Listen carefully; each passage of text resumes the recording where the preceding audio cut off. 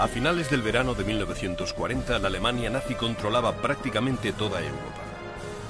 Desde 1936, Alemania había utilizado una combinación de intimidación política y una serie de rápidos ataques militares, conocidos como la Blitzkrieg, para tomar un país tras otro. Austria, Checoslovaquia, Polonia, Noruega, Dinamarca, Holanda, Bélgica y finalmente Francia se rindieron ante el poder de Hitler, que parecía ser invencible. Al otro lado del Canal de la Mancha, Inglaterra estaba aislada y era vulnerable. Solamente la Unión Soviética permanecía fuera del control de los nazis, pero por miedo a la ambición rusa, Hitler empezó a planear su movimiento más arriesgado. Si la Blitzkrieg funcionara contra Rusia, toda Europa estaría bajo su control.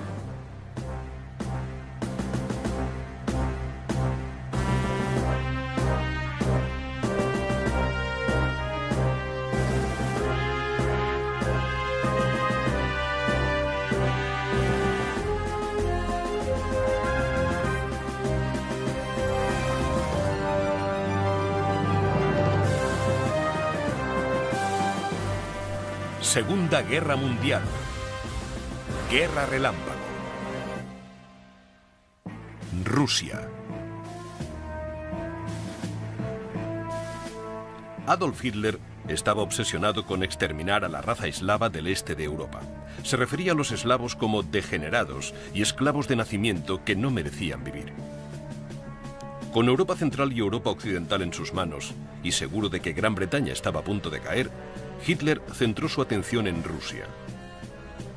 Hitler insistía a sus generales en que Alemania debía atacar pronto a Rusia. El tiempo que tardara permitiría al dictador ruso Joseph Stalin reunir su propio ejército y atacar a Alemania. Por una vez, las sospechas de Hitler eran fundadas. Stalin sabía que Hitler era una amenaza, y solo un ejército débil y mal preparado le impedía marchar contra Alemania. Los dos grandes dictadores empezaron a jugar a un peligroso juego del gato y el ratón. Hitler sabía que Stalin, acostumbrado a intimidar y amenazar a sus víctimas hasta someterlas, no sucumbiría a la presión. Habría que imbuirle un falso sentimiento de seguridad, por lo menos hasta que los alemanes reunieran las fuerzas necesarias para invadir las vastas extensiones de Rusia. A pesar de haber declarado en varias ocasiones que la cooperación con Rusia era impensable, Hitler empezó a negociar un tratado de no agresión y acuerdos comerciales con Rusia en el verano de 1939. Estableciendo esferas de influencia, los dos dictadores empezaron a repartirse la Europa del Este.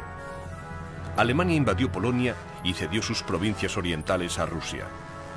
Stalin ocupó Letonia, Lituania, Estonia y gran parte de Finlandia, y Alemania ocupó Noruega.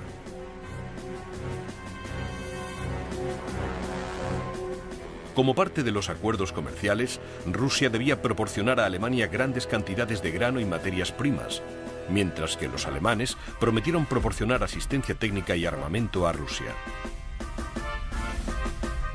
Los alemanes no tenían ninguna intención de mantener su promesa. El material que prometieron proporcionar, incluidos cruceros navales, tanques, Messerschmitt Me-109 y bombarderos pesados Henkels, nunca fueron enviados. Hitler no tenía ninguna intención de armar a su siguiente víctima.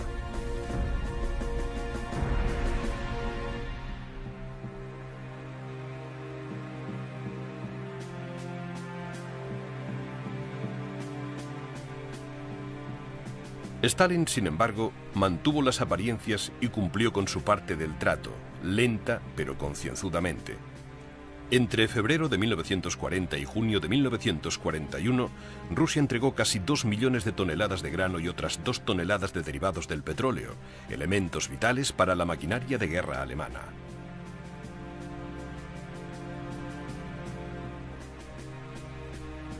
La verdad era que Stalin no tenía más remedio que contentar a los nazis. El ejército ruso era un completo desastre. En un ataque de paranoia, Stalin había ordenado la ejecución de 35.000 de sus oficiales más experimentados desde mediados de 1937 y finales de 1938.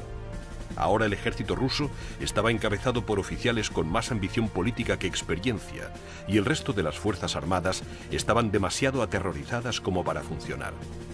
Hasta que el ejército ruso fuera reconstruido, Stalin no tenía más remedio que apaciguar a Hitler y mantener a raya a los lobos alemanes.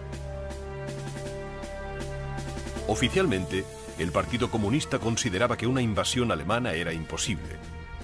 Personalmente, Stalin sabía que solo era cuestión de tiempo que tuviera que enfrentarse a Hitler en el campo de batalla, pero necesitaba 2 o 3 años para formar una defensa creíble. Enfrascadas en esta danza de muerte, Alemania y Rusia maniobraban para ser los primeros en golpear.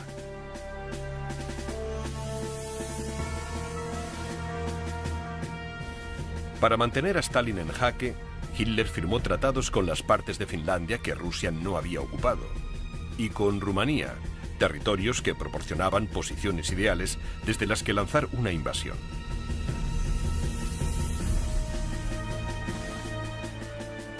Para esconder sus verdaderas intenciones, Hitler invitó a Vyacheslav Molotov, el ministro de Exteriores soviético, a Alemania en julio de 1940 para entablar unas conversaciones de paz, e incluso sugirió que Rusia se uniera formalmente a las potencias del eje, Alemania, Italia y Japón.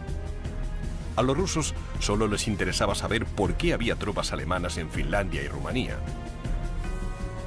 Ambas partes hablaban, pero ninguna escuchaba, y ninguna decía la verdad. La delicada tregua se estaba rompiendo, y Hitler sabía que tenía que moverse rápido o la Blitzkrieg contra Rusia perdería el elemento sorpresa que era crucial.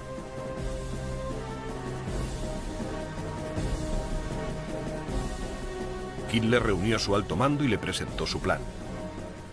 Emulando anteriores operaciones de la Blitzkrieg, tanques y bombarderos en picado realizarían una serie de profundas avanzadillas en territorio enemigo, dividiendo y rodeando a las fuerzas rusas.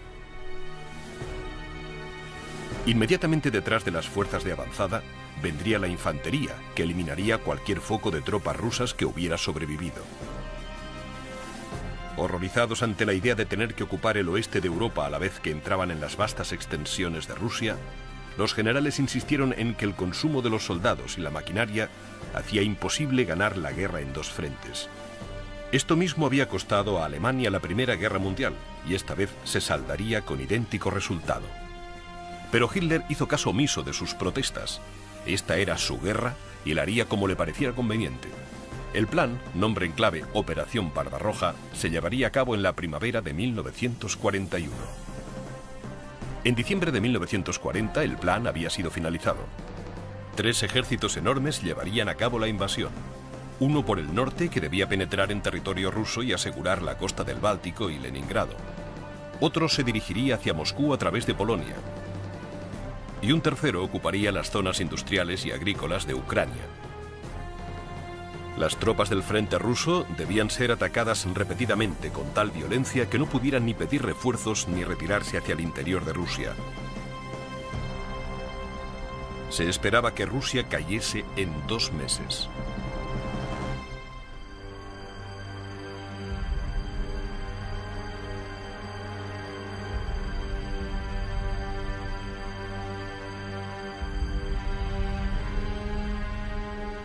Una invasión de estas dimensiones requería un ejército enorme.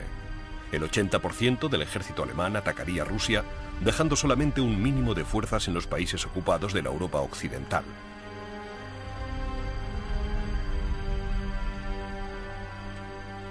La carga que la campaña de Rusia supuso para la capacidad de producción de Alemania debería haber sido evidente para Hitler y su alto mando.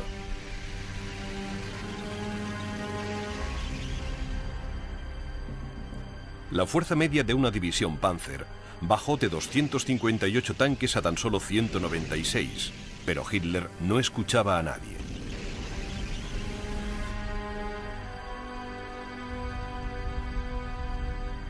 A las pocas horas de la finalización del plan, Stalin ya conocía las intenciones de Hitler. De hecho, entre mediados de diciembre de 1940 y junio de 1941, Joseph Stalin había sido avisado más de 80 veces, pero se negó a tomar medidas defensivas que pudieran provocar a Alemania. No se realizaron vuelos de reconocimiento sobre territorio alemán, y los aviones espía alemanes que sobrevolaban Rusia no fueron derribados. A pesar de la dureza inicial de las Blitzkriegs anteriores, Stalin pudo pensar que en el caso de Rusia, cualquier ataque a gran escala iría precedido de pequeños ataques protagonizados por las unidades de avance. O quizá pensó que si parecía dócil, quizá conseguiría retrasar lo suficiente a Hitler como para montar su propia campaña. En cualquier caso, el ejército ruso estaba tristemente poco preparado para enfrentarse a una invasión.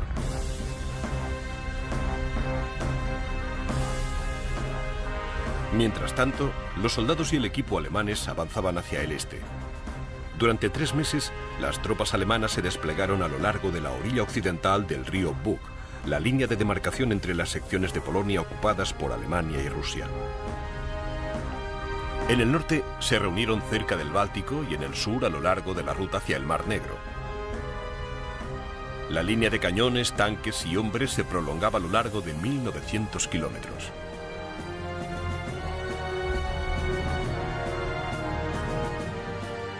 El 19 de junio había más de 3 millones de soldados alemanes, 600.000 vehículos, incluidos 3.500 tanques, y 3/4 de millón de caballos en posición para invadir Rusia.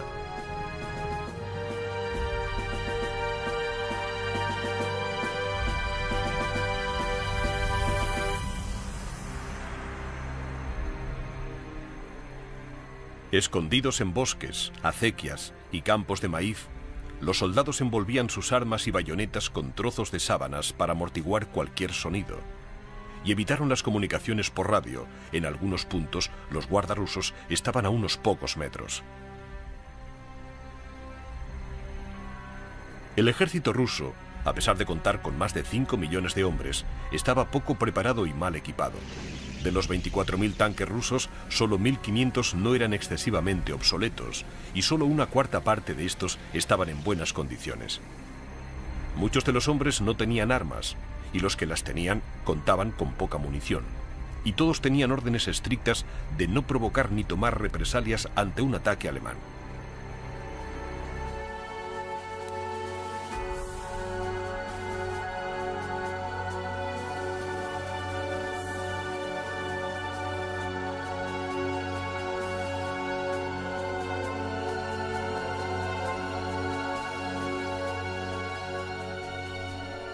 A la 1 en punto de la madrugada del 22 de junio, la noche más corta del año, infiltrados alemanes cruzaron la frontera a escondidas y empezaron a cortar líneas telefónicas y a asesinar a los centinelas de los pasos fronterizos más solitarios. 2 horas más tarde, se abrieron las puertas del infierno.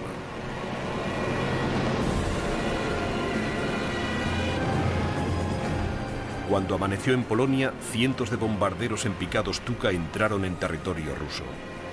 Sus bombas de fragmentación destrozaron carreteras, depósitos de combustible y tanques aparcados en sus recintos.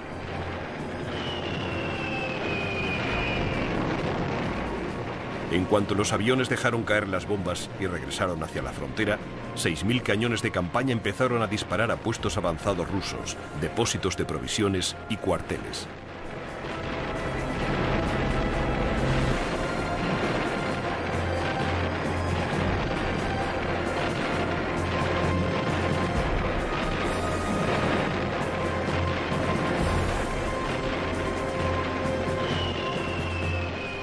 Hora tras hora, la Luftwaffe y la artillería se turnaban para atacar las líneas rusas. El ataque más largo de toda la historia había empezado a la hora prevista.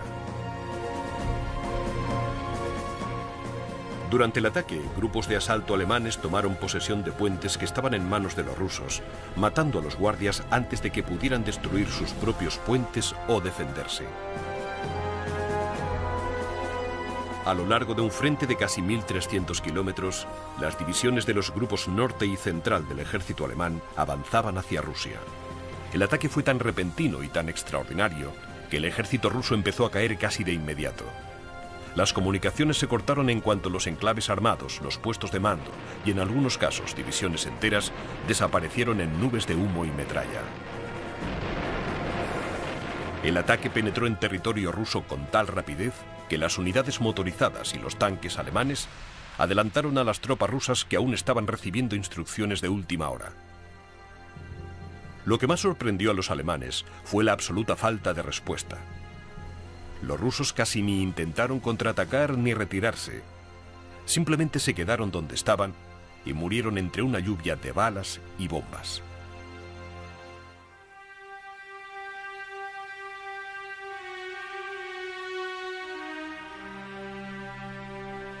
A Moscú llegaban informes de devastación uno tras otro, pero las órdenes de Stalin no cambiaban. No provocar a los alemanes.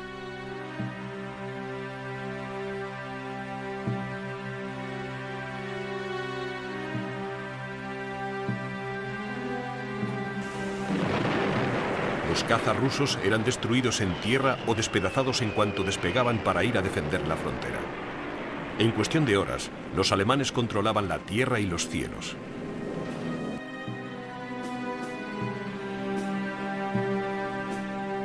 Cuatro horas después del inicio del ataque, Stalin cedió. Las tropas rusas debían hacer retroceder a los alemanes hasta el otro lado de la frontera, pero ya era demasiado tarde. La línea de frente rusa ya no existía. Lo mejor que podían hacer los rusos ahora era organizar una retirada. Todos los intentos de estabilizar las dispersas líneas rusas fracasaron. Las tropas eran presas del pánico y las líneas de abastecimiento estaban tan mal organizadas que no servían de nada. Muchas unidades ni siquiera tenían radio.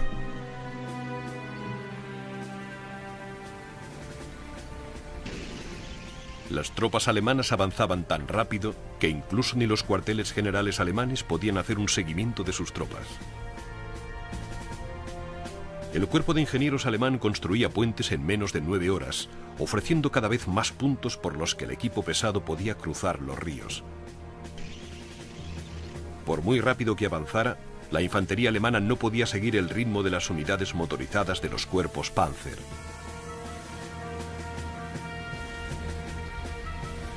Al final del primer día, los tanques alemanes habían recorrido más de 65 kilómetros en territorio ruso. 1.500 aviones rusos habían sido destruidos, muchos de ellos estando aún en tierra, y 3 divisiones soviéticas completas habían sido totalmente eliminadas. Mientras el grupo central avanzaba a través de la parte soviética de Polonia, a 970 kilómetros hacia el norte a lo largo de la costa báltica, el grupo norte había abierto una brecha de 160 kilómetros de ancho en las líneas rusas y se estaba abriendo paso hacia Leningrado. La invasión era una copia exacta de la invasión de Polonia en 1939, pero a una escala mayor de lo que habría podido imaginarse. El 24 de junio, el tercer día de invasión, los panzers del grupo central estaban a tan solo 95 kilómetros de la ciudad de Minsk y los 3 ejércitos rusos que se encontraban allí.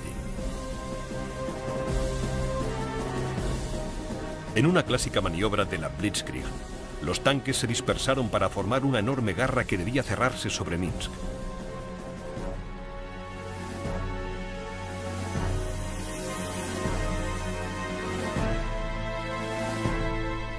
Dentro de esta enorme garra de hierro había otra más pequeña de infantería motorizada, preparada para devorar todo lo que quedara atrapado en el círculo de panzers. 26 de junio, la trampa se cerró al este de Minsk.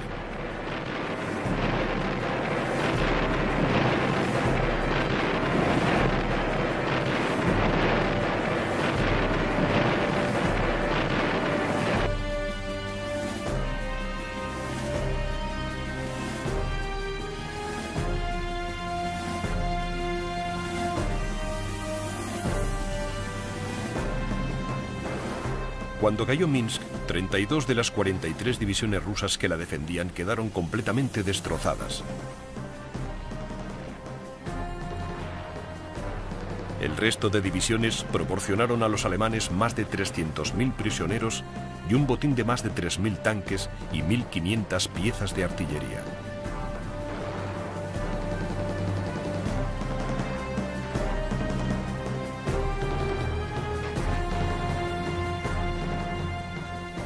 El general ruso escapó al ataque alemán y se apresuró a llamar a Moscú para avisar a sus superiores del inminente desastre. A Stalin no le gustaban las excusas y ordenó que fusilaran al general.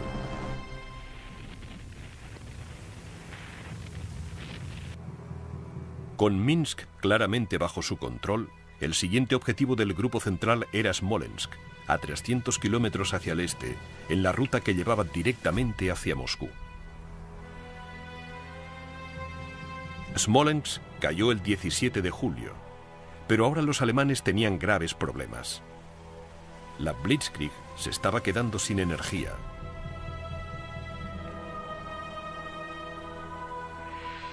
Por miedo a que sus tropas se estuvieran distanciando demasiado de sus líneas de abastecimiento, Hitler les ordenó que se detuvieran en Minsk hasta que les llegaran refuerzos y provisiones.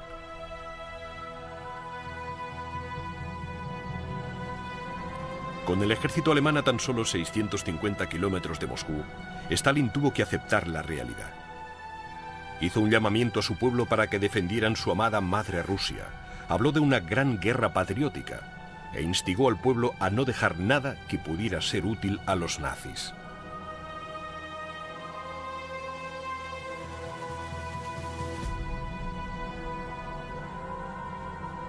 Todo lo que no pudieran poner a salvo debía ser destruido. Casas, campos, bosques, todo debía quedar reducido a cenizas.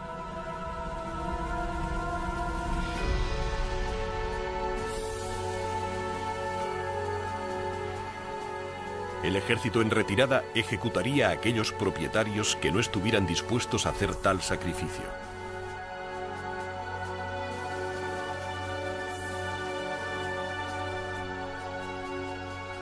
En el interior de Rusia, lejos del rumor de la batalla, trabajadores y unidades de reserva se entrenaban en las tácticas de guerrilla para ser enviados tras las líneas enemigas y hostigar a los invasores desde la retaguardia.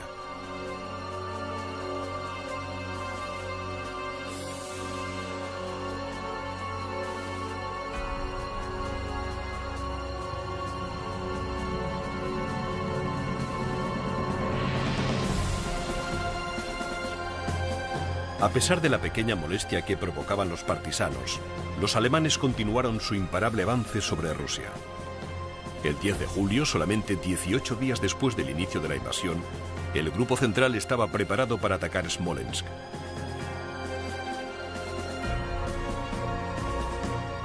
Aún presos de la confusión por el desastre de Minsk de hacía 2 semanas, los rusos fueron incapaces de preparar una defensa organizada.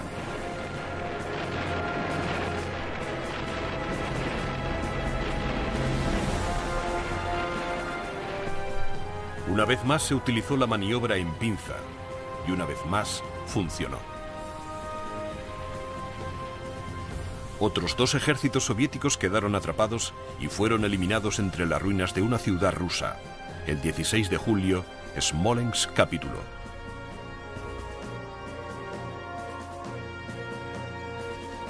Con una maniobra en pinza tras otra, los nazis estaban conquistando grandes extensiones de Rusia. Hitler y su ejército veían la victoria al alcance de su mano.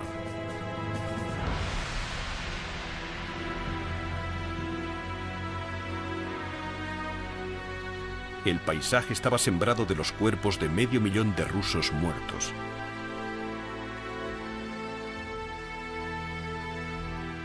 Los prisioneros, marchando en columnas de 6, llegaban hasta donde alcanzaba la vista y se dirigían a los campos de prisioneros de guerra alemanes.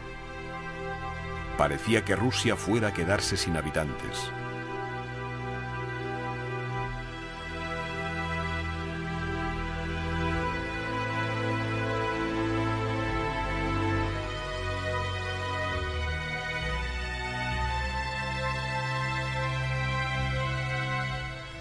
Pero tras 3 agotadoras semanas abriéndose paso por media Polonia y hasta casi 800 kilómetros dentro del territorio ruso, los hombres y las máquinas del grupo central también estaban al límite.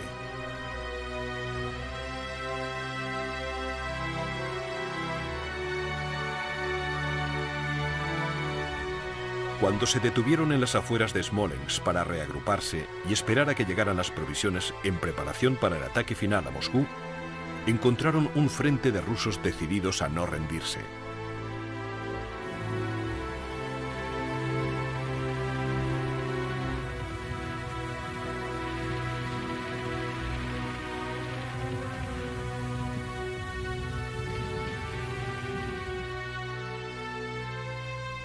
Incapaces de salvar Smolensk, los rusos establecieron su primera línea de defensa efectiva a 40 kilómetros al este de la ciudad, a tan solo 320 kilómetros de Moscú.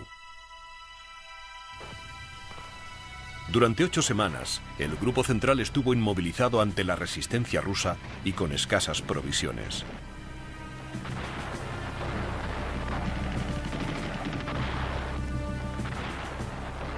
Los rusos reunieron a sus mejores tropas y las últimas tecnologías y arremetieron contra las tropas alemanas.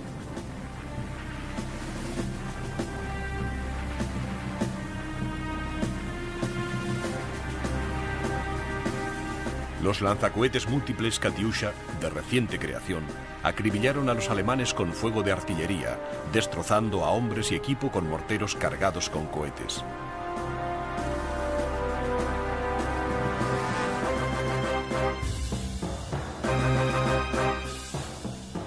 Entonces, los tanques soviéticos más modernos salieron de entre el humo, incluido el enorme KV-2.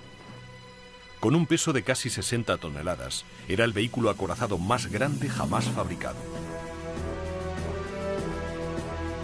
Unos T-34 nuevos y relucientes acompañaban a los KV-2. Recubiertos por un blindaje de 8 centímetros de grosor, eran inmunes a los proyectiles antitanque alemanes. Era como si los alemanes dispararan balas de goma.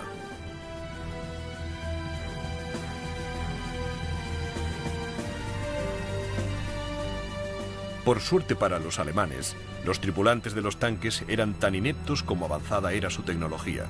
Los KV-2 y los T-34 no sabían luchar en formación, así que era fácil aislarlos y acercarse lo suficiente para volarles las ruedas. Al final, los alemanes triunfaron, pero el Grupo Central no lo había tenido nada fácil.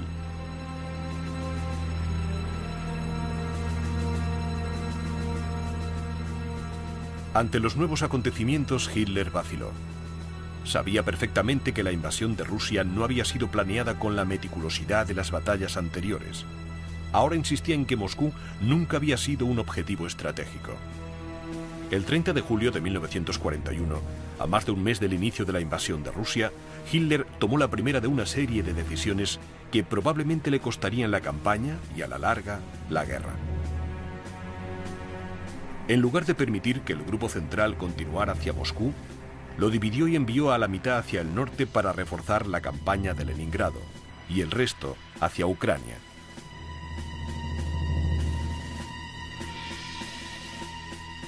Las tropas alemanas, exhaustas y a menos de 320 kilómetros de la capital soviética, recibieron la orden de desplazarse a más de 965 kilómetros hacia el norte y el sur, donde debían continuar luchando. La infantería ya iba a más de 160 kilómetros por detrás de las unidades Panzer, y algunas de las divisiones motorizadas estaban a más de 320 kilómetros del depósito de combustible más cercano.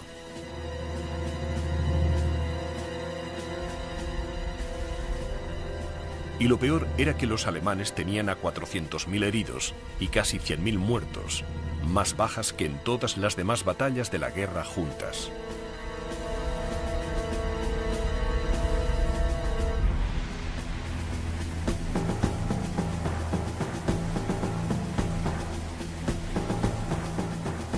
Mientras el Grupo Central avanzaba hacia Moscú, sus colegas del norte se dirigían a Leningrado.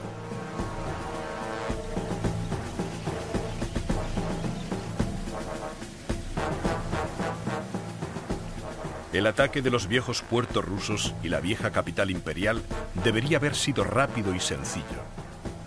El Grupo Norte habría atravesado Letonia, Lituania y Estonia y habría pasado por un corredor de tierra de 200 kilómetros de ancho entre dos lagos para dirigirse directamente hacia Leningrado. Situada entre el lago Ladoga y el Báltico, Leningrado era fácil de defender. Pero una vez aislada, sería casi imposible hacer llegar provisiones.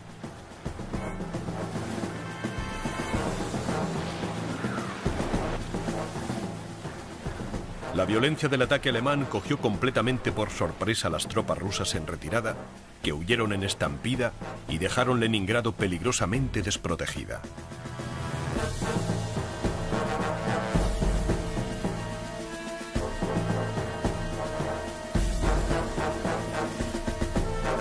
El 26 de junio, solo 4 días después del inicio de la invasión, los tanques alemanes habían recorrido casi 320 kilómetros en territorio ruso y estaban a menos de 480 kilómetros de Leningrado.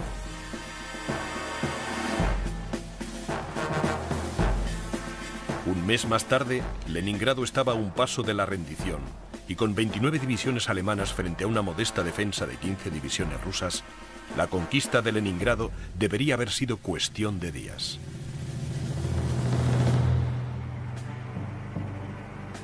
Sin esperanzas de recibir refuerzos, el comandante de las tropas de Leningrado planeó una retirada estratégica hacia el centro de la ciudad.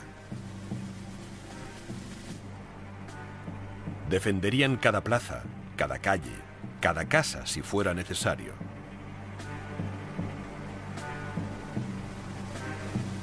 Con la mayor parte de los varones adultos destinados al ejército, la ciudad dependía de mujeres, niños y ancianos para construir sus defensas. Se talaron árboles para bloquear las carreteras. Se cavaron kilómetros y kilómetros de trincheras y zanjas antitanque. Se colocaron cargas explosivas en fábricas, puentes y edificios públicos, preparadas para ser detonadas si los alemanes capturaban la ciudad. El 13 de agosto los alemanes cortaron la carretera principal entre Leningrado y Moscú, la principal conexión de la ciudad con el resto del mundo. Una semana más tarde alcanzaron las líneas de defensa exteriores de la ciudad y empezaron a estrechar el cerco. El 1 de septiembre de 1941, 3 meses después del comienzo de la invasión y 2 años exactos después de la invasión de Polonia, los primeros proyectiles alemanes cayeron sobre Leningrado.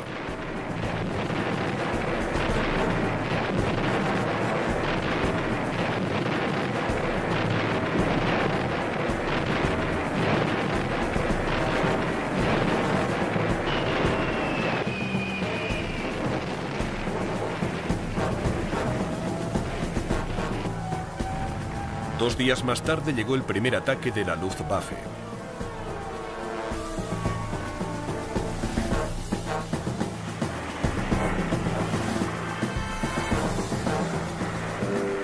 Miles de bombas incendiarias cayeron sobre la ciudad. Durante los 2 meses siguientes, Leningrado sufrió 272 bombardeos.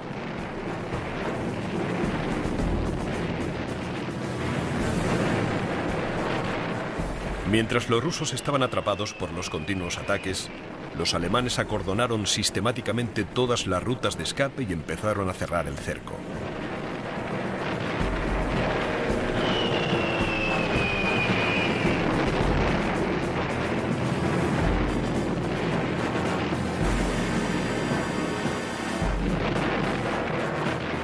Con sus tropas a tan solo 11 kilómetros del centro de Leningrado, Hitler volvió a interferir. En otro frustrante cambio de estrategia, declaró que Moscú volvía a ser el objetivo principal. Todas las tropas disponibles debían dirigirse hacia el sur. Hitler tenía algo especial pensado para Leningrado.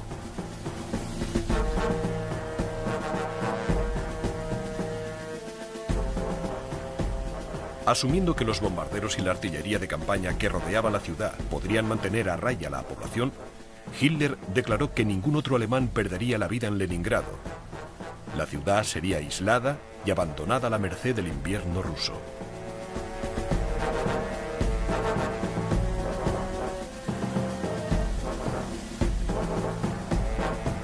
Con absoluta frialdad, Hitler calculó que una tercera parte de los 3 millones de habitantes de la ciudad habría muerto antes de la primavera. Y después el aumento de las temperaturas propagaría enfermedades entre los famélicos supervivientes.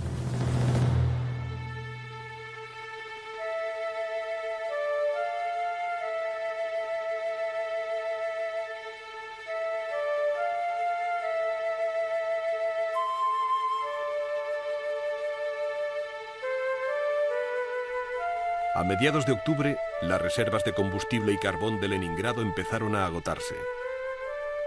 Cuando se congelaron las tuberías, se terminó el agua y también la comida.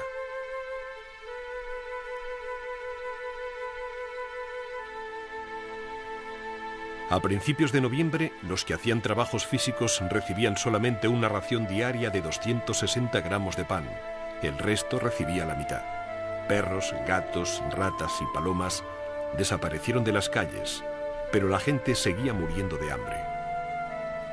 Los muertos se quedaban donde caían, congelados en la nieve. Los vivos ya no tenían fuerzas para enterrarlos en la tierra congelada.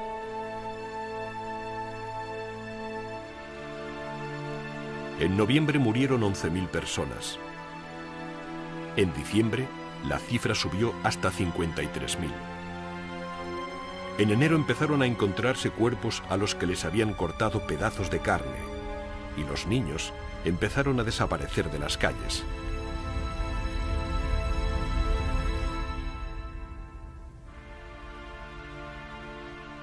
Mientras Leningrado agonizaba, los nazis continuaban persiguiendo su objetivo de destruir Rusia.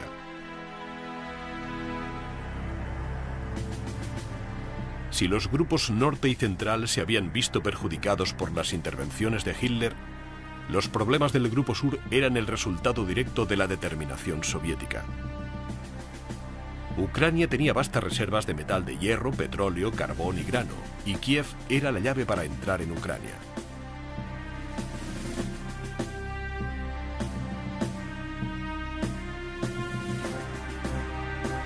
El avance alemán sobre Ucrania no empezó hasta 9 días después de la avanzadilla inicial sobre el norte y el centro de Rusia, en base a la teoría de que las tropas ucranianas serían transferidas al norte para reforzar las defensas de Moscú.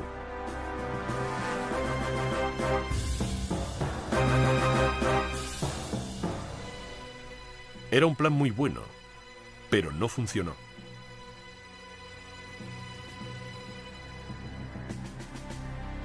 Kiev era un objetivo tan evidente que Stalin había asignado 68 de las mejores divisiones rusas para evitar que la ciudad cayera en manos enemigas, y debían mantener sus posiciones a toda costa. Desgraciadamente para las tropas soviéticas, los ucranianos odiaban a los comunistas. De hecho, muchos ucranianos veían a los alemanes como liberadores que venían a expulsar a los despreciables rusos. En consecuencia, los rusos eran atacados tanto por los partisanos ucranianos como por los alemanes, y se vieron obligados a retirarse.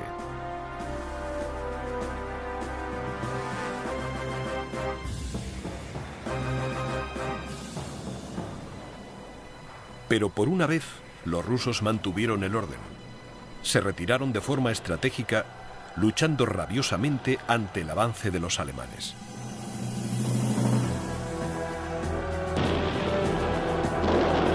Los alemanes estaban en inferioridad numérica de 2-1, y los rusos también contaban con muchos más tanques, más de 2.400 contra 600 Panzers.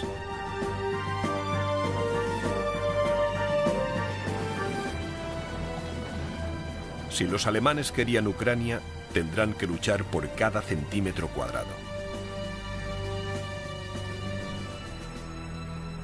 A pesar de la resistencia, al cabo de tan solo una semana los alemanes estaban a menos de 160 kilómetros de Kiev, y empezaba a ser evidente que Kiev no podría aguantar.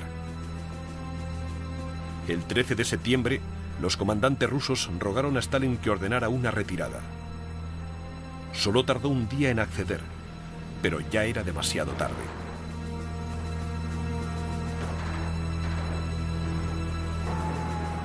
Atacados por los bombarderos de la Luftwaffe y atrapados entre los tanques alemanes en avanzada y el río Dnieper, de 800 metros de ancho, el pánico cundió entre la caballería y la infantería, pero consiguieron mantener las posiciones y siguieron luchando 2 semanas más.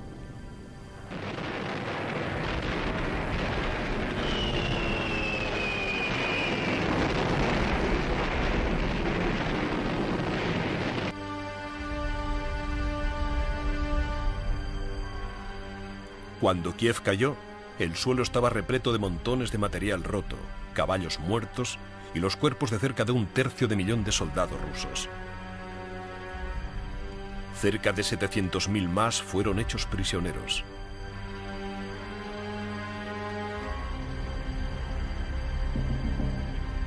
Las riquezas de Ucrania estaban en manos de Alemania, pero sorprendentemente Hitler volvió a estropear su victoria. Todas las unidades que formaban el grupo central debían regresar al norte para unirse a sus compañeros que habían sido expulsados de Leningrado. La operación Tifón, el ataque final a Moscú, empezaría el 2 de octubre. El gran movimiento de los alemanes hacia el corazón de Rusia dejó muy claras sus intenciones. En Moscú, 800.000 tropas regulares fueron asignadas a la defensa de la ciudad. A ellos se unieron 5 divisiones más formadas precipitadamente con trabajadores industriales. Además, 90.000 soldados más llegaron de Siberia.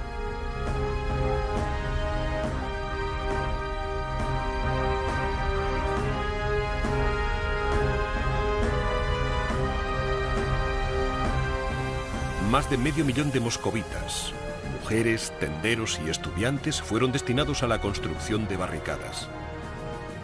En cuestión de semanas habían cavado más de 100 kilómetros de zanjas antitanque, 8.000 kilómetros de trincheras y habían levantado 72 kilómetros de barricadas.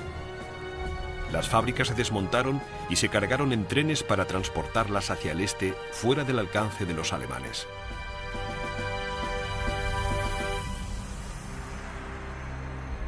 Para cuando el grupo central se había vuelto a reunir, más de 15 ejércitos rusos habían tomado posiciones a lo largo de una línea defensiva de más de 400 kilómetros de longitud. A pesar de la superioridad numérica, las defensas rusas estaban muy mal equipadas. Tenían menos de 800 tanques y solamente 365 aviones para defender la capital. El batallón medio ruso, formado por 675 hombres, tenía tan solo 300 rifles, 120 granadas de mano, 9 ametralladoras y 150 pistolas.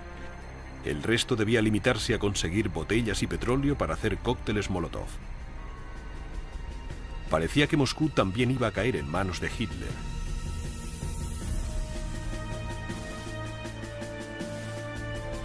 El ataque a Moscú empezó, según los planes de Hitler, el 2 de octubre con una maniobra en pinzas sobre las defensas rusas del oeste de la ciudad.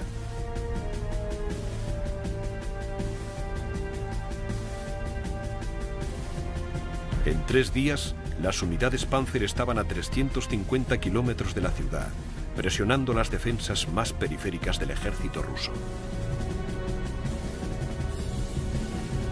En 10 días de sangrientos combates, más de 650.000 rusos cayeron prisioneros. Toda la primera línea de las defensas de Moscú y gran parte de la segunda fue completamente destruida.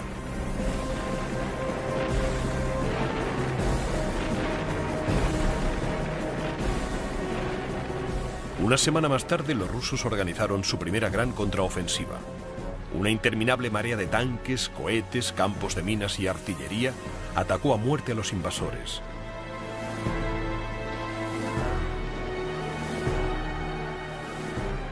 Pero a pesar de una lista de bajas de más de medio millón de hombres, Hitler estaba determinado a tomar Moscú.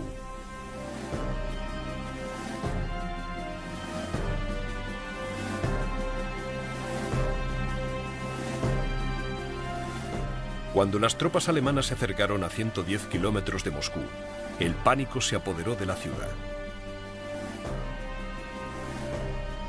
La gente huía en todas direcciones. En cuestión de horas, las carreteras estaban colapsadas por coches gubernamentales, peatones y coches de caballos.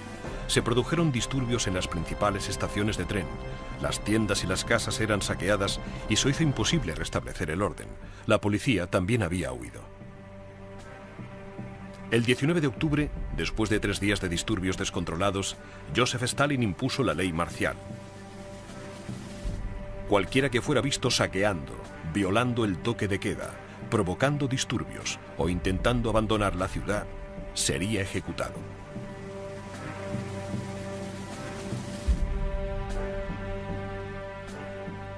Si los rusos no podían escapar de Moscú, a los alemanes también les estaba costando mucho encontrar una vía de entrada. Solo había 3 carreteras pavimentadas que llevaban a la capital, insuficientes para las 69 divisiones que se necesitaban para organizar un ataque efectivo. La infantería y la artillería tenían que abrirse paso a través de la campiña, a través de campos y praderas silvestres. La madre Rusia era, por lo menos, poco hospitalaria. Cuando el clima era seco, las nubes de polvo ahogaban a hombres y máquinas. Y durante la última semana de octubre, cuando los alemanes avanzaban hacia Moscú, empezó a llover. Las nubes que trajeron la lluvia cubrieron los cielos y obligaron a los aviones alemanes a aterrizar.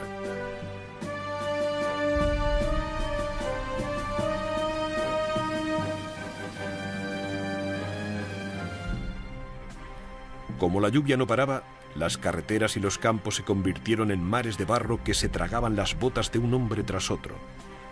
Los camiones se hundían hasta los ejes y los caballos hasta la barriga. Los tanques de combustible quedaban atrapados y los vehículos eran abandonados cuando se quedaban sin gasolina.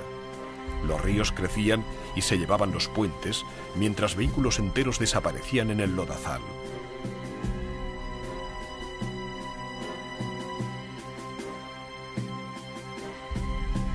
El avance relámpago de la Blitzkrieg redujo el paso a 5 kilómetros al día.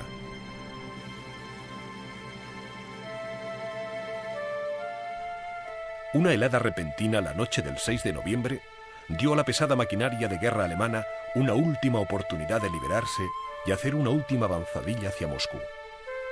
Mientras los alemanes despegaban su equipo del barro helado, la temperatura empezó a descender. Cuando el termómetro bajó, empezó a nevar. El 12 de noviembre la temperatura alcanzó los 12 grados bajo cero. Al día siguiente bajó hasta los 20 grados bajo cero y el 4 de diciembre ya había alcanzado los 35 bajo cero. El alto mando alemán aceptó que Moscú no sería ocupada antes de Navidad. Los tanques debían estar continuamente en marcha para no helarse. Cuando se quedaban sin combustible, se congelaban. Los caballos morían congelados. Las calderas de las locomotoras se congelaban y explotaban. Los heridos que yacían en los trenes hospital morían congelados a centenares. Los rifles y las ametralladoras no funcionaban puesto que el aceite lubricante se congelaba. Y la artillería de campaña explotaba cuando su mecanismo de retroceso se atascaba por el frío. Los clavos de acero de las botas militares estaban tan fríos que podían perforar por congelación el pie de un hombre y dejarle lisiado de por vida, y quedarse dormido significaba la muerte. A tan solo 30 kilómetros de Moscú, pero a más de 1600 de Berlín, la Blitzkrieg alemana quedó totalmente paralizada. Los generales suplicaron a Hitler que les permitiera retirarse a posiciones defendibles para pasar el invierno. Pero no importa lo crudo que fuera el informe, Hitler era inflexible. Moscú debía caer.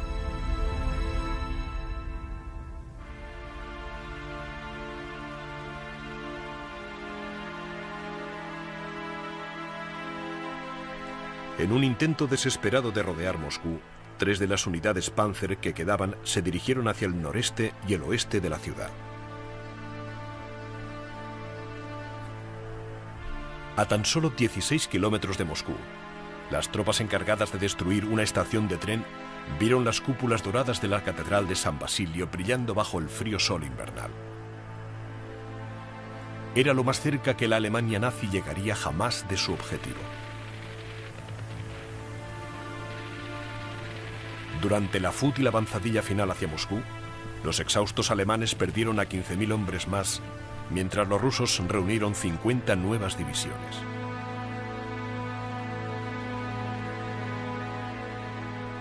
El ataque sobre Moscú había costado a los alemanes casi 250.000 de bajas y les había proporcionado solo 160 kilómetros de territorio ruso.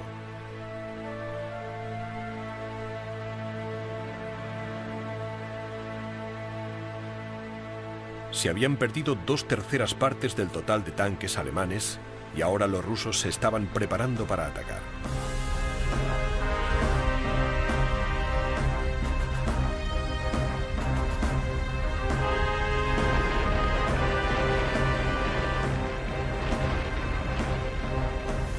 La movilización fue el 5 de diciembre, cuando 700.000 rusos, con el apoyo de 8.000 piezas de artillería pesada, se lanzaron sobre los alemanes medio congelados con la furia de los cosacos.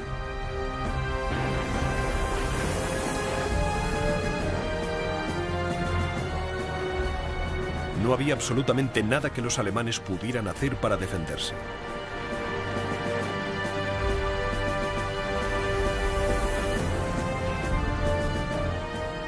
Diez días más tarde, las unidades siberianas rompieron las filas alemanas, diezmando 2 divisiones Panzer y dejando sus restos repartidos a lo largo de 40 kilómetros de carretera.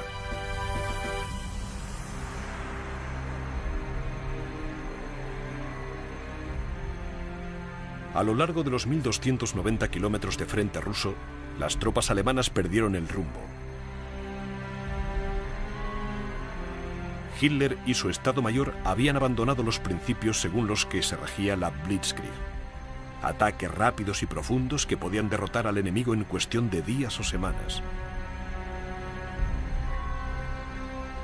La teoría de la Blitzkrieg no podía soportar batallas prolongadas, y Rusia era demasiado vasta para una victoria rápida.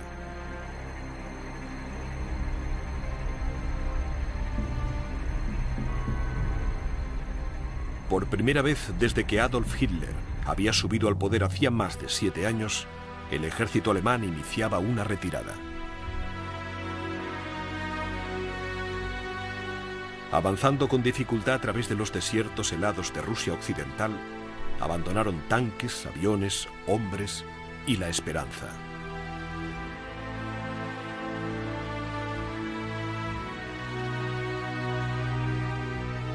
Deberían pasar 3 años más antes de que los últimos alemanes salieran de Rusia.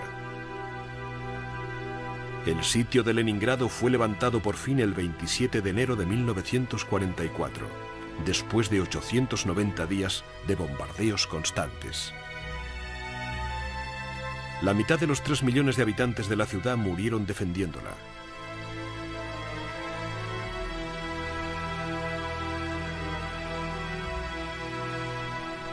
El avance de los rusos no se detuvo hasta que las tropas soviéticas se encontraron con sus camaradas, las potencias aliadas de Gran Bretaña, Francia y Estados Unidos, en las ruinas carbonizadas del Berlín de Hitler en mayo de 1945. Cuando la Alemania nazi por fin se derrumbó en mayo de 1945, había dejado un legado de destrucción por todo el mundo. Más de 40 millones de hombres, mujeres y niños perdieron la vida, y más de la mitad eran rusos.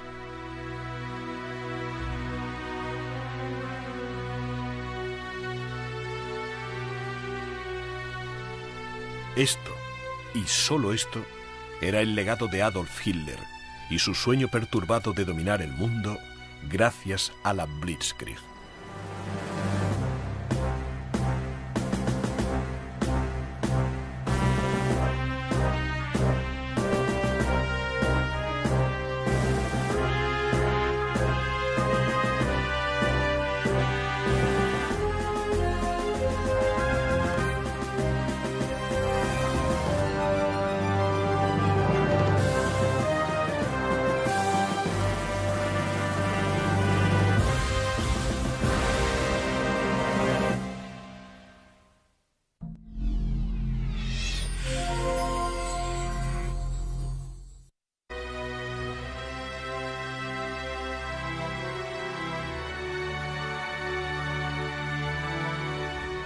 Cuando se detuvieron en las afueras de Smolensk para reagruparse y esperar a que llegaran las provisiones en preparación para el ataque final a Moscú, encontraron un frente de rusos decididos a no rendirse.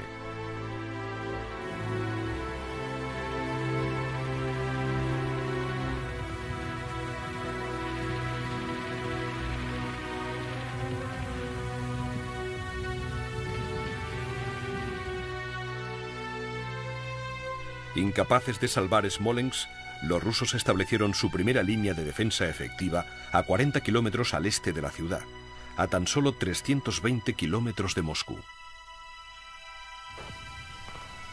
Durante 8 semanas, el grupo central estuvo inmovilizado ante la resistencia rusa y con escasas provisiones.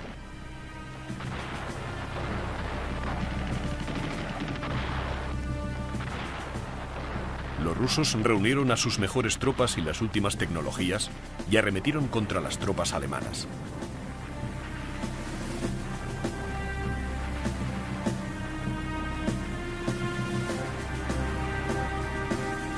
Los lanzacohetes múltiples Katyusha, de reciente creación, acribillaron a los alemanes con fuego de artillería, destrozando a hombres y equipo con morteros cargados con cohetes.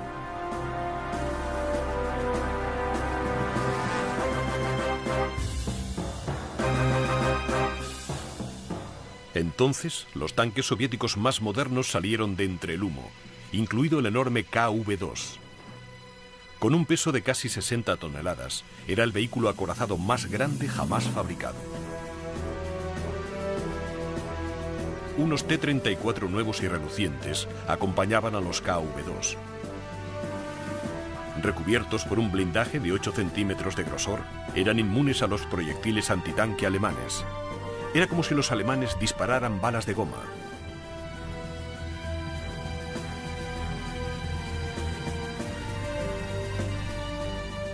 Por suerte para los alemanes, los tripulantes de los tanques eran tan ineptos como avanzada era su tecnología. Los KV-2 y los T-34 no sabían luchar en formación, así que era fácil aislarlos y acercarse lo suficiente para volarles las ruedas. Al final, los alemanes triunfaron, pero el grupo central no lo había tenido nada fácil.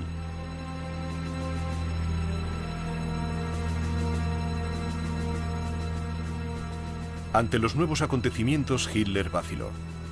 Sabía perfectamente que la invasión de Rusia no había sido planeada con la meticulosidad de las batallas anteriores.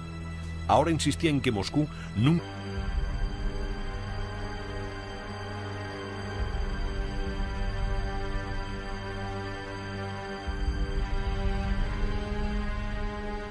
Una invasión de estas dimensiones requería un ejército enorme. El 80% del ejército alemán atacaría Rusia, dejando solamente un mínimo de fuerzas en los países ocupados de la Europa occidental.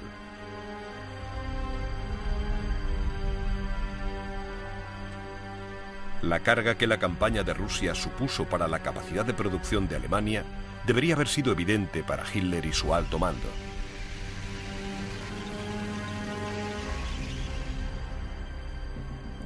La fuerza media de una división Panzer bajó de 258 tanques a tan solo 196, pero Hitler no escuchaba a nadie.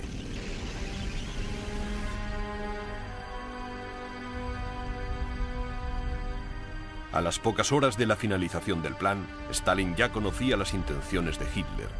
De hecho, entre mediados de diciembre de 1940 y junio de 1941, Joseph Stalin había sido avisado más de 80 veces, pero se negó a tomar medidas defensivas que pudieran provocar a Alemania. No se realizaron vuelos de reconocimiento sobre territorio alemán, y los aviones espía alemanes que sobrevolaban Rusia no fueron derribados.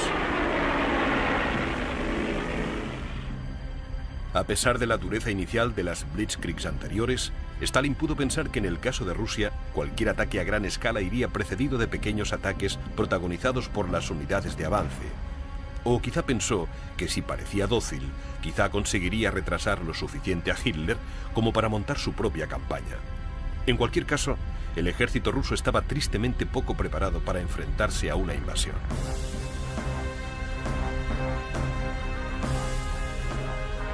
Mientras tanto, los soldados y el equipo alemanes avanzaban hacia el este. Durante 3 meses, las tropas alemanas se desplegaron a lo largo de la orilla occidental del río Bug, la línea de demarcación entre las secciones de Polonia ocupadas por Alemania y Rusia. En el norte se reunieron cerca del Báltico y en el sur a lo largo de la ruta hacia el Mar Negro. La línea de cañones, tanques y hombres se prolongaba a lo largo de 1900 kilómetros.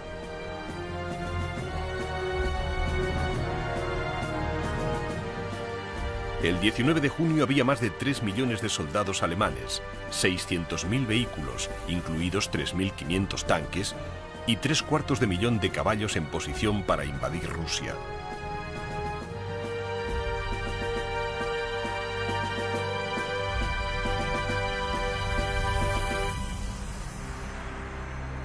De ancho, el pánico cundió entre la caballería y la infantería. pero consiguieron mantener las posiciones y siguieron luchando 2 semanas más.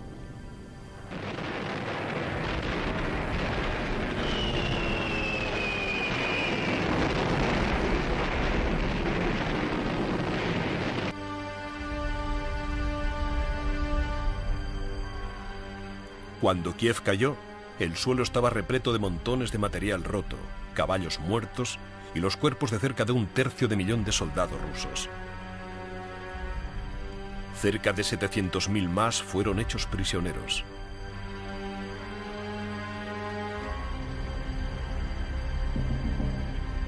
Las riquezas de Ucrania estaban en manos de Alemania, pero sorprendentemente Hitler volvió a estropear su victoria.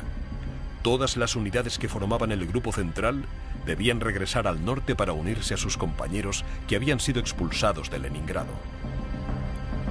La operación Tifón, el ataque final a Moscú, empezaría el 2 de octubre.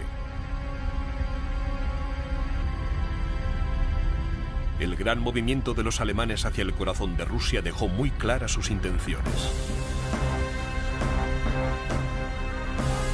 En Moscú, 800.000 tropas regulares fueron asignadas a la defensa de la ciudad. A ellos se unieron 5 divisiones más formadas precipitadamente con trabajadores industriales.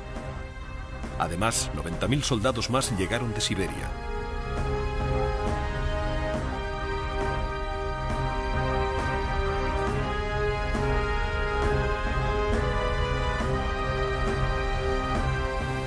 Más de medio millón de moscovitas, mujeres, tenderos y estudiantes fueron destinados a la construcción de barricadas. En cuestión de semanas habían cavado más de 100 kilómetros de zanjas antitanque, 8.000 kilómetros de trincheras y habían levantado 72 kilómetros de barricadas. Las fábricas se desmontaron y se cargaron en trenes para transportarlas hacia el este, fuera del alcance de los alemanes.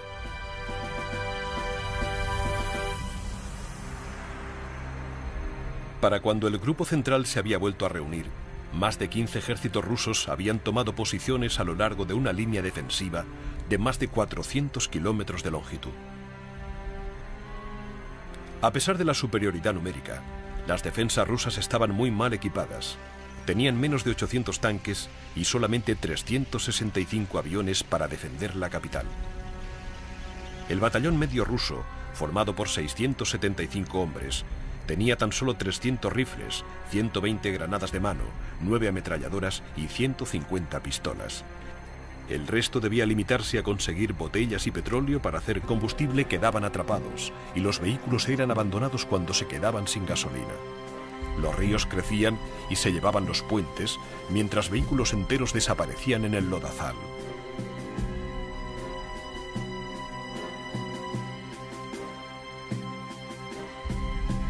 El avance relámpago de la Blitzkrieg redujo el paso a 5 kilómetros al día.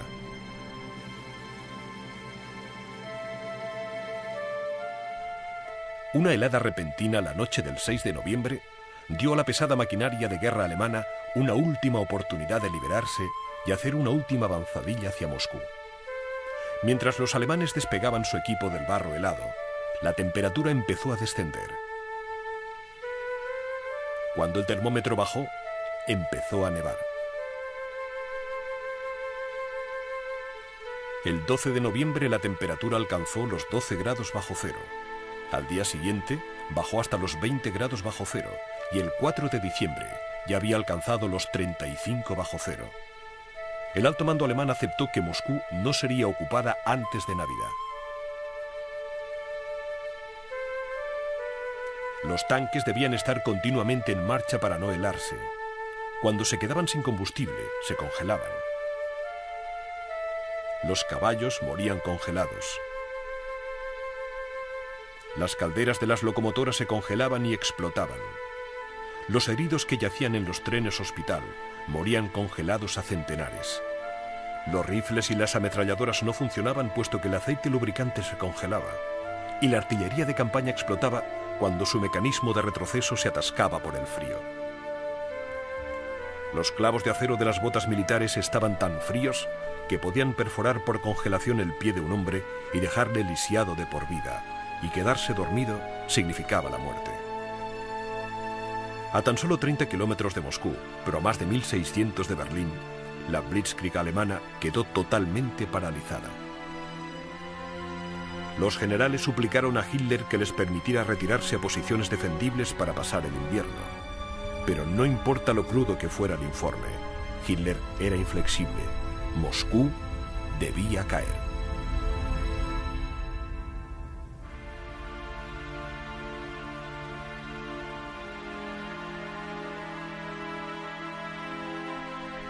En un intento desesperado de rodear Moscú, 3 de las unidades Panzer que quedaban se dirigieron hacia el noreste y el oeste de la ciudad. A tan solo 16 kilómetros de Moscú, las tropas encargadas de destruir una estación de tren vieron las cúpulas doradas de la Catedral de San Basilio brillando bajo el frío sol invernal. Transportarlas hacia el este, fuera del alcance de los alemanes.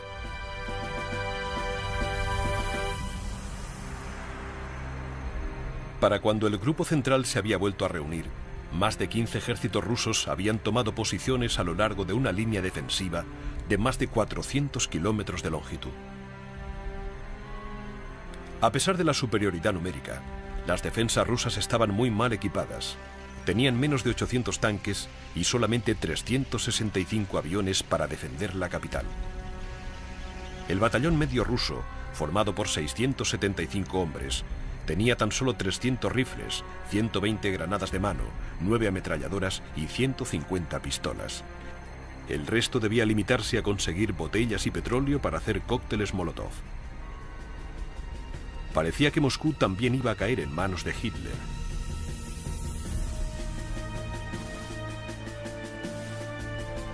El ataque a Moscú empezó, según los planes de Hitler, el 2 de octubre con una maniobra en pinzas sobre las defensas rusas del oeste de la ciudad.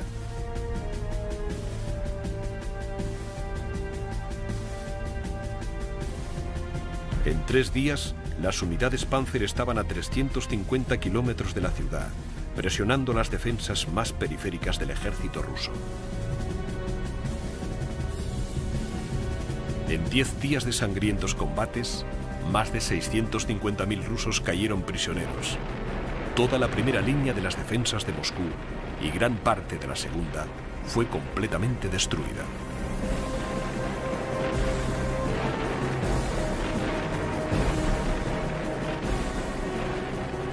Una semana más tarde, los rusos organizaron su primera gran contraofensiva. Una interminable marea de tanques, cohetes, campos de minas y artillería atacó a muerte a los invasores.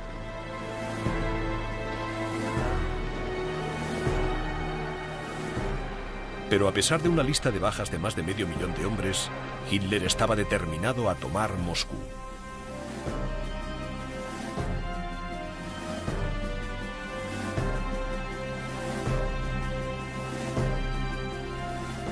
Cuando las tropas alemanas se acercaron a 110 kilómetros de Moscú, el pánico se apoderó de la ciudad. La gente huía en todas direcciones. En cuestión de horas, las carreteras estaban colapsadas por coches gubernamentales, peatones y coches de caballos. Se produjeron disturbios en las principales estaciones de tren. Las tiendas y las casas eran saqueadas y se hizo imposible restablecer el orden. La policía también había huido. El 19 de octubre, después de 3 días de disturbios descontrolados, Joseph Stalin impuso la ley marcial. Cualquiera...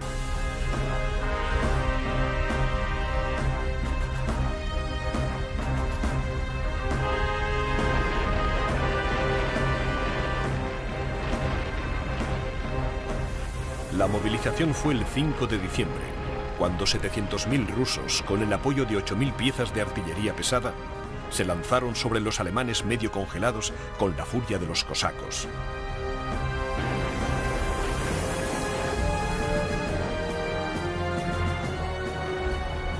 No había absolutamente nada que los alemanes pudieran hacer para defenderse.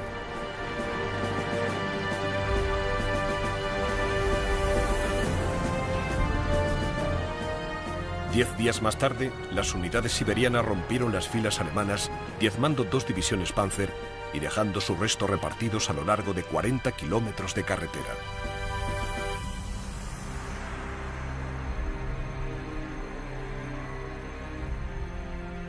A lo largo de los 1.290 kilómetros de frente ruso, las tropas alemanas perdieron el rumbo. Hitler y su Estado Mayor habían abandonado los principios según los que se regía la Blitzkrieg. Ataques rápidos y profundos que podían derrotar al enemigo en cuestión de días o semanas. La teoría de la Blitzkrieg no podía soportar batallas prolongadas, y Rusia era demasiado vasta para una victoria rápida.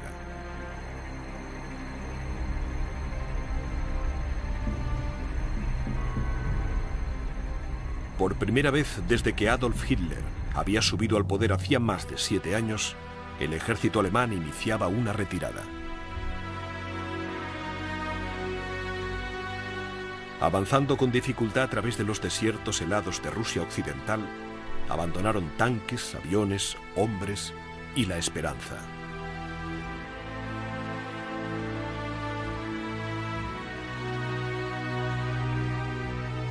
Deberían pasar 3 años más antes de que los últimos alemanes salieran de Rusia. El sitio de Leningrado fue levantado por fin el 27 de enero de 1944, después de 890 días de bombardeos constantes.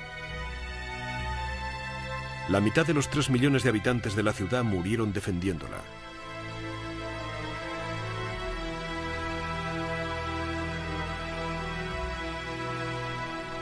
El avance de los rusos no se detuvo hasta que las tropas soviéticas se encontraron con sus camaradas, las potencias aliadas de Gran Bretaña, Francia y Estados Unidos, en las ruinas carbonizadas del Berlín de Hitler en mayo de 1945.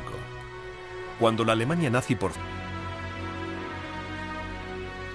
el paisaje estaba sembrado de los cuerpos de 500.000 de rusos muertos.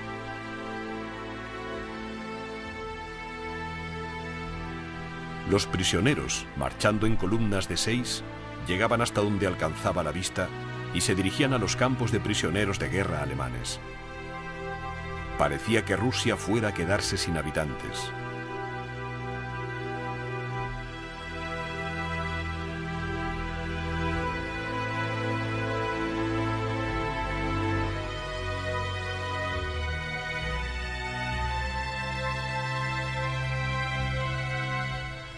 Pero tras 3 agotadoras semanas abriéndose paso por media Polonia y hasta casi 800 kilómetros dentro del territorio ruso, los hombres y las máquinas del Grupo Central también estaban al límite.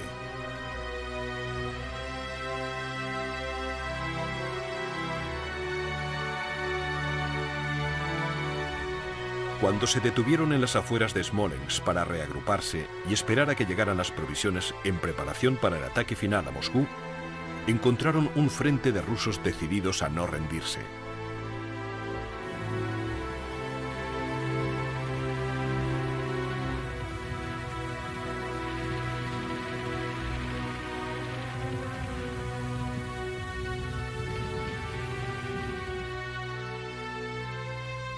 Incapaces de salvar Smolensk, los rusos establecieron su primera línea de defensa efectiva a 40 kilómetros al este de la ciudad, a tan solo 320 kilómetros de Moscú. Durante 8 semanas, el Grupo Central estuvo inmovilizado ante la resistencia rusa y con escasas provisiones.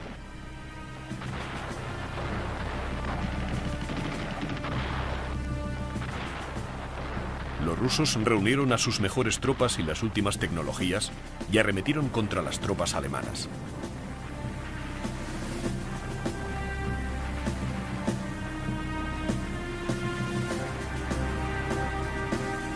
Los lanzacohetes múltiples Katyusha, de reciente creación, acribillaron a los alemanes con fuego de artillería, destrozando a hombres y equipo con morteros cargados con cohetes.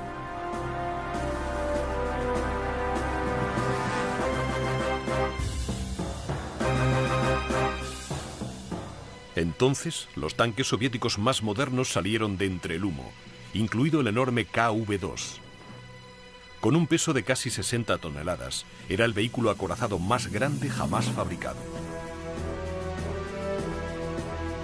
Unos T-34 nuevos y relucientes acompañaban a los KV-2. Recubiertos por un blindaje, Leningrado era fácil de defender.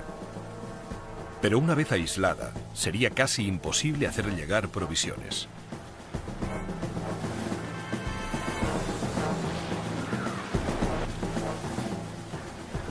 La violencia del ataque alemán cogió completamente por sorpresa a las tropas rusas en retirada, que huyeron en estampida y dejaron Leningrado peligrosamente desprotegida.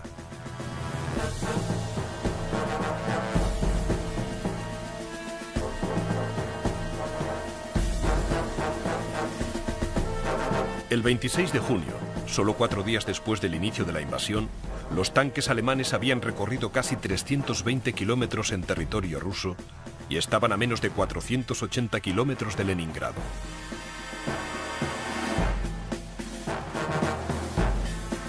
Un mes más tarde, Leningrado estaba a un paso de la rendición y con 29 divisiones alemanas frente a una modesta defensa de 15 divisiones rusas, la conquista de Leningrado debería haber sido cuestión de días.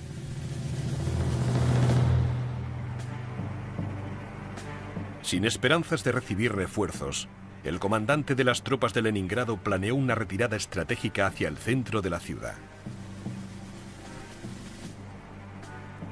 Defenderían cada plaza, cada calle, cada casa si fuera necesario.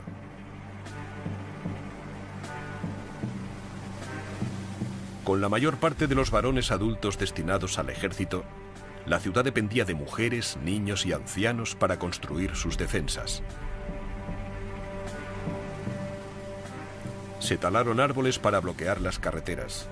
Se cavaron kilómetros y kilómetros de trincheras y zanjas antitanque. Se colocaron cargas explosivas en fábricas, puentes y edificios públicos, preparadas para ser detonadas si los alemanes capturaban la ciudad. El 13 de agosto los alemanes cortaron la carretera principal entre Leningrado y Moscú, la principal conexión de la ciudad con el resto del mundo.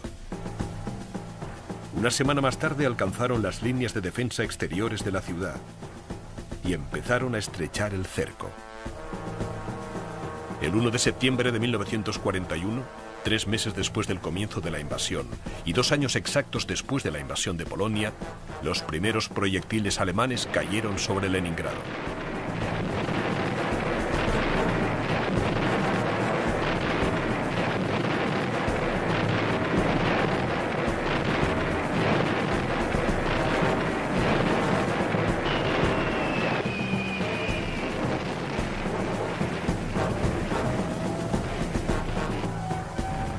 Dos días más tarde llegó el primer ataque de la Luftwaffe.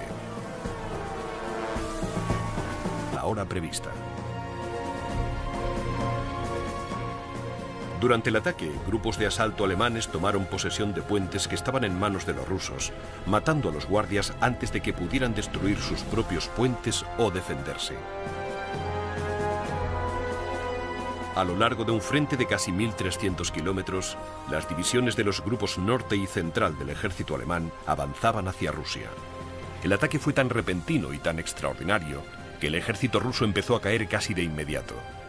Las comunicaciones se cortaron en cuanto los enclaves armados, los puestos de mando y en algunos casos divisiones enteras desaparecieron en nubes de humo y metralla.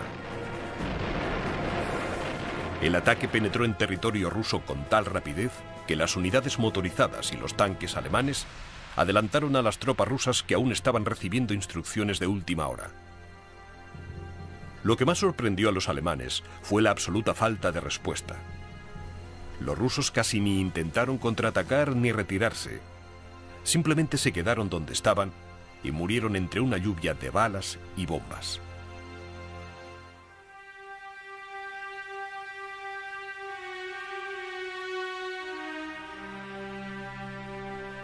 A Moscú llegaban informes de devastación uno tras otro, pero las órdenes de Stalin no cambiaban. No provocar a los alemanes.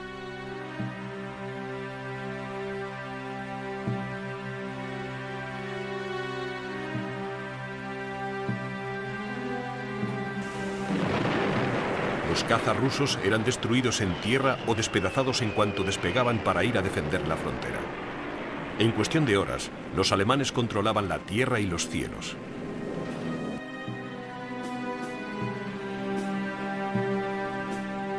Cuatro horas después del inicio del ataque, Stalin cedió. Las tropas rusas debían hacer retroceder a los alemanes hasta el otro lado de la frontera, pero ya era demasiado tarde. La línea de frente rusa ya no existía. Lo mejor que podían hacer los rusos ahora era organizar una retirada. Todos los intentos de estabilizar las dispersas líneas rusas fracasaron. Las tropas eran presas del pánico y las líneas de abastecimiento estaban tan mal organizadas que no servían de nada. Muchas unidades ni siquiera tenían radio.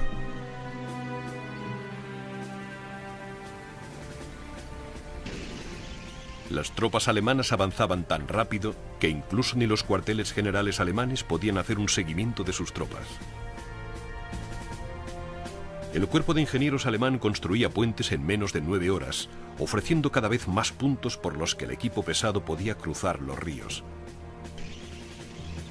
Por muy rápido que avanzara, la infantería alemana no podía seguir el ritmo de las unidades motorizadas. Cerca de 700.000 más fueron hechos prisioneros.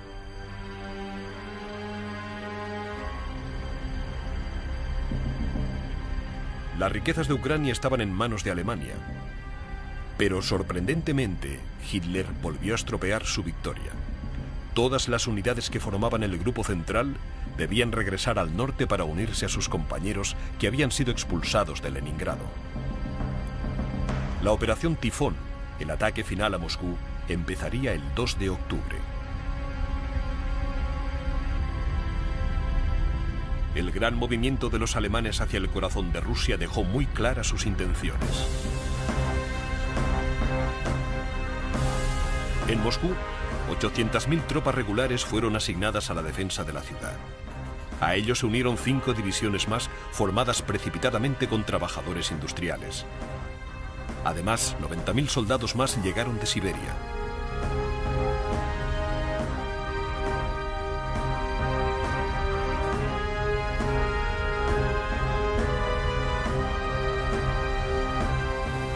Más de medio millón de moscovitas, mujeres, tenderos y estudiantes fueron destinados a la construcción de barricadas.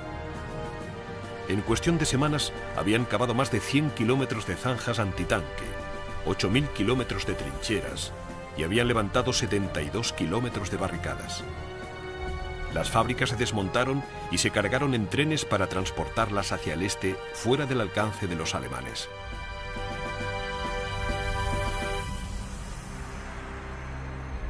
Para cuando el grupo central se había vuelto a reunir, más de 15 ejércitos rusos habían tomado posiciones a lo largo de una línea defensiva de más de 400 kilómetros de longitud. A pesar de la superioridad numérica, las defensas rusas estaban muy mal equipadas. Tenían menos de 800 tanques y solamente 365 aviones para defender la capital.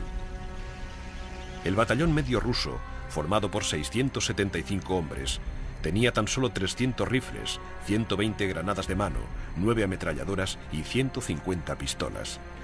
El resto debía limitarse a conseguir botellas y petróleo para hacer cócteles Molotov.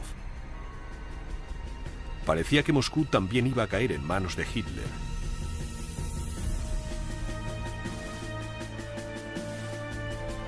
El ataque a Moscú empezó, según los planes de Hitler, el 2 de octubre con una maniobra en pinzas sobre las defensas rusas del oeste de la ciudad.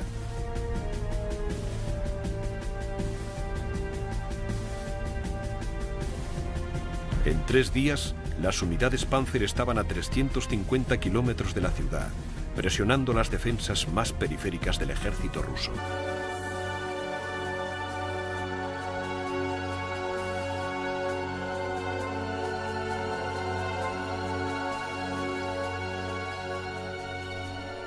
A la 1 en punto de la madrugada del 22 de junio, la noche más corta del año, infiltrados alemanes cruzaron la frontera a escondidas y empezaron a cortar líneas telefónicas y a asesinar a los centinelas de los pasos fronterizos más solitarios. 2 horas más tarde, se abrieron las puertas del infierno.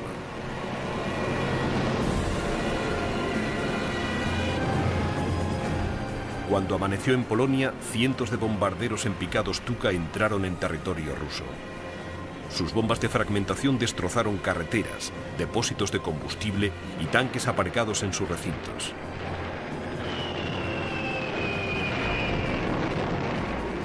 En cuanto los aviones dejaron caer las bombas y regresaron hacia la frontera, 6.000 cañones de campaña empezaron a disparar a puestos avanzados rusos, depósitos de provisiones y cuarteles.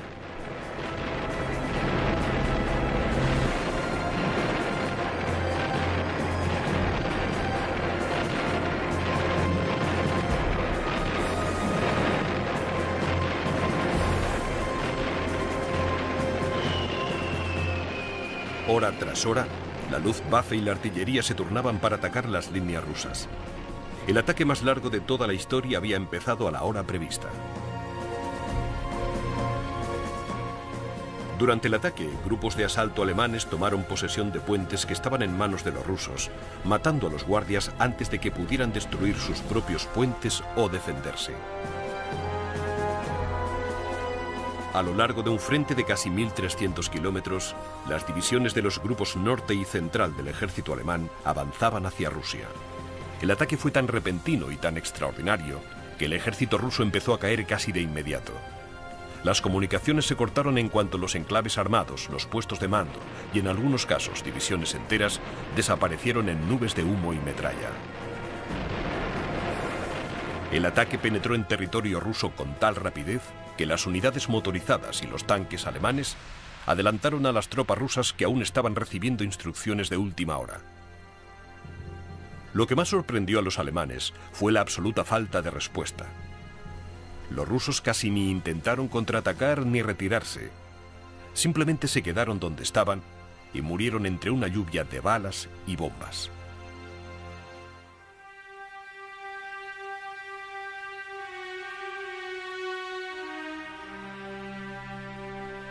A Moscú llegaban informes de devastación uno tras otro, pero las órdenes de Stalin no cambiaban. No provocar a los alemanes. Cuando se detuvieron en las afueras de Smolensk para reagruparse y esperar a que llegaran las provisiones en preparación para el ataque final a Moscú, encontraron un frente de rusos decididos a no rendirse.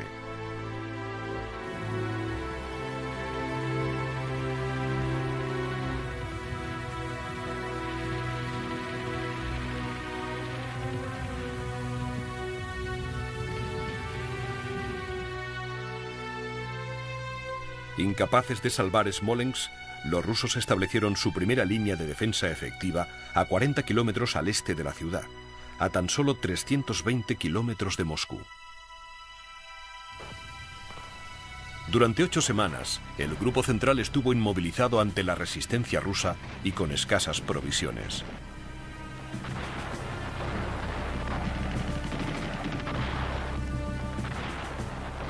Los rusos reunieron a sus mejores tropas y las últimas tecnologías y arremetieron contra las tropas alemanas.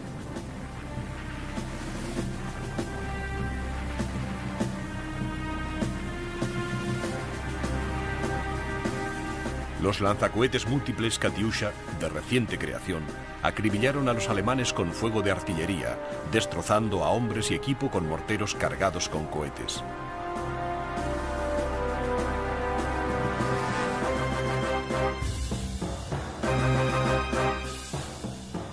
Entonces, los tanques soviéticos más modernos salieron de entre el humo, incluido el enorme KV-2.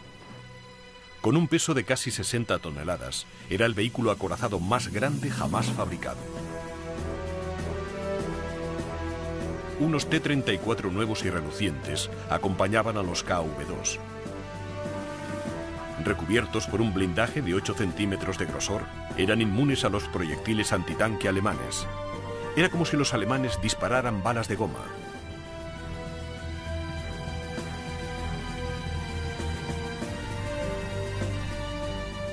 Por suerte para los alemanes, los tripulantes de los tanques eran tan ineptos como avanzada era su tecnología.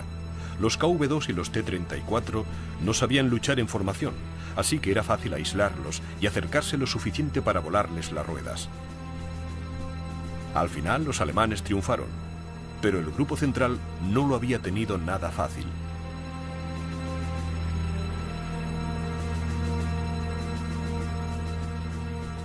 Ante los nuevos acontecimientos, Hitler vaciló.